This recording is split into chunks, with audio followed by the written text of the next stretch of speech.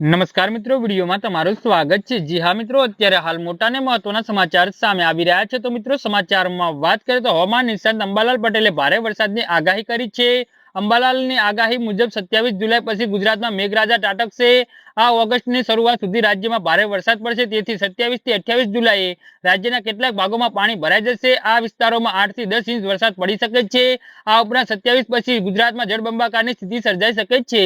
જી હા મિત્રો, અંબાલાલ પટેલે આગામી 72 કલાકમાં રાજ્યના કેટલાક ભાગોમાં મુશળધાર વરસાદની શક્યતા વ્યક્ત કરી છે। તેમણે કહ્યું છે કે કેટલાક ભાગોમાં ભારેથી અતિભારે વરસાદની શક્યતા છે। રાજ્યમાં ભારે વરસાદથી પૂરની સ્થિતિ સર્જાઈ શકે છે। દક્ષિણ ગુજરાતના કેટલાક ભાગોમાં ભારે વરસાદની શક્યતા છે। મોરબી, થાન, ચોટીલા, સુરેન્દ્રનગર, હળવદ, રાજકોટમાં ભારે વરસાદની શક્યતા છે। તો પાટણ, સમી, હારીજ, મહેસાણા, બનાસકાંઠામાં ભારે વરસાદની શક્યતા છે। 70 થી 80 કિમીની ઝડપે પવન પણ ફૂંકાઈ શકે છે। જી હા મિત્રો, અત્યારે હાલ મોટા ને મહત્વના સમાચાર સામે આવી રહ્યા છે। છેલ્લા કેટલાય દિવસથી ગુજરાતમાં વિવિધ ભાગોમાં હળવોથી ભારે વરસાદ પડી રહ્યો છે। થોડા દિવસ પહેલા રાજ્યમાં ચોમાસાની પ્રવૃત્તિ જોવા મળી રહી હતી, જો કે હવે કોઈ પ્રવૃત્તિ નથી, તેથી વરસાદનો સમયગાળો ઓછો થયો છે। થોડા દિવસથી પડેલા વરસાદના કારણે બધે પાણીની સમસ્યા જોવા મળી હતી। કેટલીક જગ્યાએ તો પાણી ભરાઈ ગયા હતા। હવામાનએ હજુ પણ વરસાદ અંગે ચેતવણી જારી કરી છે। આ સાથે ચોમાસાની પ્રવૃત્તિ ઓછી છે, પરંતુ તે ગમે ત્યારે બદલાઈ શકે છે।